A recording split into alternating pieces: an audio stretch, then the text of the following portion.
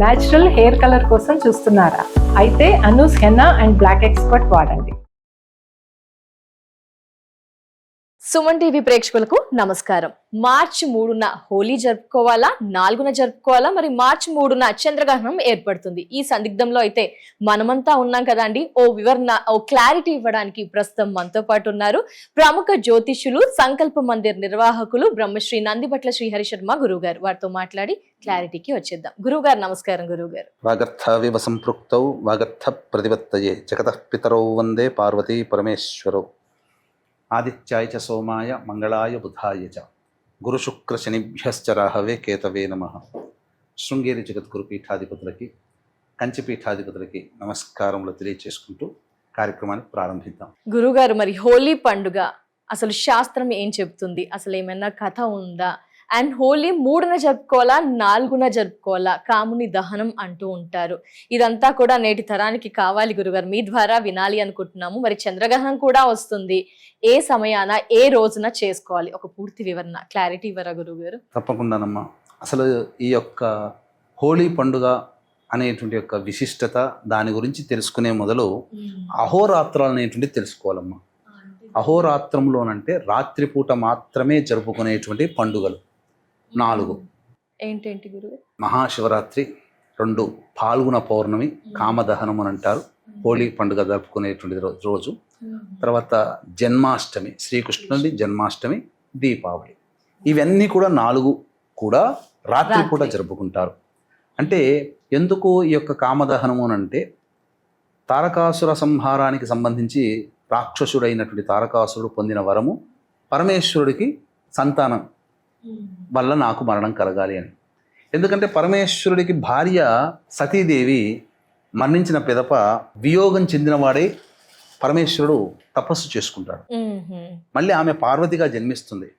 రాక్షస సంహారం కోసం మళ్ళీ పార్వతిని పరిణయం ఆడాలి, తద్వారా సంతానాన్ని పొందాలి. కాబట్టి మన్మధుడిని దేవతలందరూ ప్రార్థిస్తే అప్పుడు మన్మధుడు అతని తపో దీక్షను భగ్నం చేయడం, ఎదురుగా అమ్మవారు కనబడడం, అతను కాస్త చలితుడవ్వడం, అమ్మవారిని వివాహం చేసుకోవడం జరిగిపోయాయి. కానీ ఈ పరిణామ క్రమంలో నా తపోదీక్షను ఎవరు చెడగొట్టారని చెప్పి చూసినప్పుడు మన్మధుడని తెలుస్తుంది. క్రోధాగ్నితో మన్మధుడిని దహనం చేస్తాడు.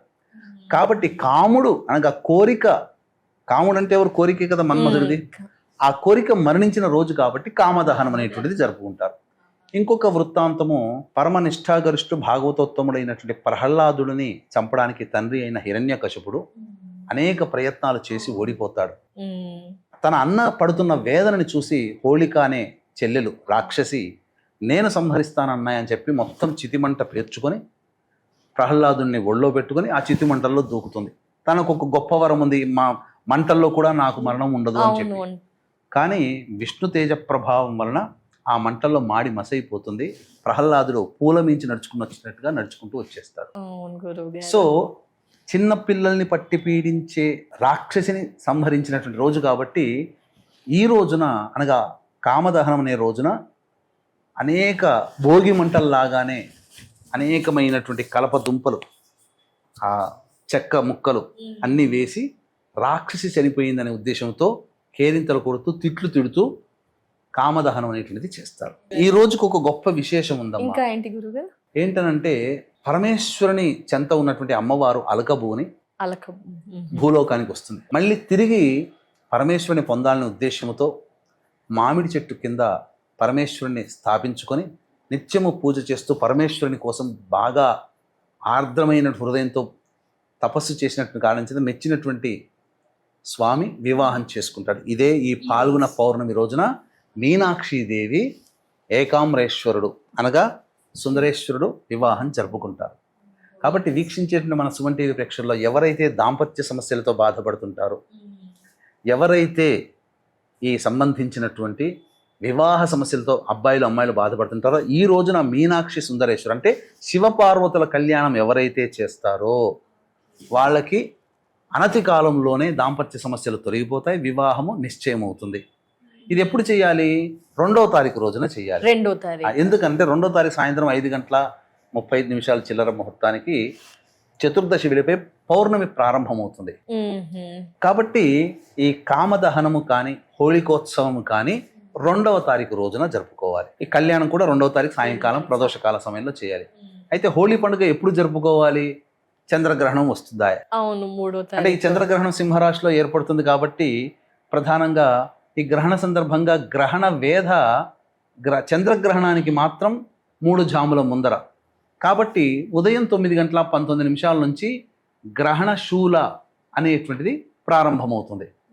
ఈ కారణం చేత ఈ రోజు జరుపుకోకూడదని కొంతమంది సిద్ధాంతకర్తలు 4వ తారీఖు రోజున హోళీ పండుగ జరుపుకోవాలి అని. కొంతమంది అభిప్రాయం ప్రకారం ఏంటంటే 3వ తారీఖునే పౌర్ణమి ఉంది కాబట్టి పౌర్ణమి రోజునే జరుపుకోవాలి కాబట్టి 3వ తారీఖున జరుపుకుంటారు. కాబట్టి మన ప్రాంతంలో 3వ తారీఖు రోజున జరుపుకుంటారు. కొంత ప్రాంతంలో అనగా ఈ యొక్క సంబంధించినటువంటి నిరయన సిద్ధాంతాన్ని పాటించే వారి ప్రాంతంలో 4వ తారీఖు రోజున జరుపుకుంటారు. అందుకనే ఇక్కడ ప్రధానంగా దీని ఉద్దేశం ఏంటంటే హోళీ పండుగ జరుపుకున్న 3:19 గ్రహణం ప్రారంభమవుతుంది కాబట్టి మధ్యాహ్నం 12:30 లేదా మ్యాక్సిమం 1 గంట లోపల ఆ పండుగ వాతావరణం అంతా పక్కకు పెట్టి జరుపుకొని ఫ్రెష్ అప్ అయిపోవాలమ్మ. భోజనం మాత్రం 11 లోపల భోజనం చేయాలి. అలాగే దీన్ని దృష్టిలో పెట్టుకునే ఈ యొక్క సింహరాశిలో ఏర్పడుతున్నటువంటి కారణం చేత మేషరాశి, వృషభ రాశి, కర్కాటక రాశి, సింహరాశి, కన్యా రాశి, ధనుస్సు రాశి, మకర రాశి, కుంభరాశిలో జన్మించిన వారికి దోషప్రదము.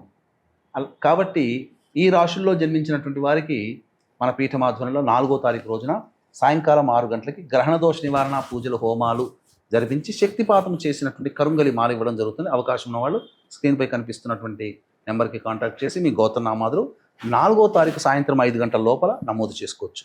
తక్కినటువంటి మీనరాశి, మిథున రాశి, తులారాశి, వృశ్చిక రాశి వారికి మాత్రం శుభప్రదంగా చెప్పబడి ఉంది. కాబట్టి ఏతావాత మనం 3వ తారీఖు రోజున పండుగ జరుపుకునేటట్టయితే మధ్యాహ్నం 12:30-1 గంటల లోపల ఈ పండుగ వాతావరణం కంప్లీట్ చేసుకోవాలి.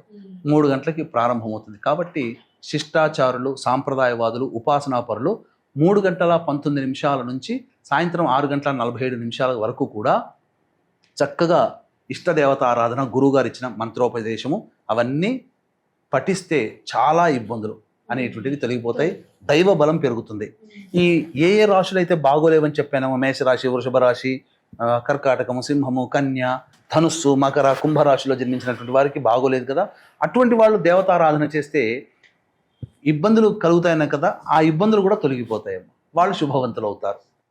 ఇది కాబట్టి చక్కగా దానం కార్యక్రమం ఈ రాశిలో జన్మించినటువంటి వాళ్ళు వెండి సర్పబింబము, చంద్రబింబము తయారు చేయించుకొని చిన్నపాటిది, అలాగే కంచు పాత్ర నిండా ఆవునేతి వేసి ఆ యొక్క బింబములు వేసి దాంట్లో ముఖాన్ని చూసుకొని తమ బింబాన్ని చూసుకొని ఉలువలు, బియ్యము, గోధుమలు, మినుములు వాటికి శక్తి కొద్ది వాళ్ళకున్న శక్తి మేర బ్రాహ్మడికి దానం చేసి కంచు పాత్రతో సహా దానం చేసి వచ్చిన, లేదా ఆ కంచు పాత్రలో ఉన్నటువంటిది బ్రాహ్మడు ఆవునేతితో మన మొహాన్ని చూసినటువంటి ఆవునేతితో ఉన్నటువంటి దాన్ని తీసుకోలేకపోతే ఆ కంచు పాత్ర కానీ లేకపోతే మట్టి పాత్రలో అయినా కానీ చేయవచ్చు.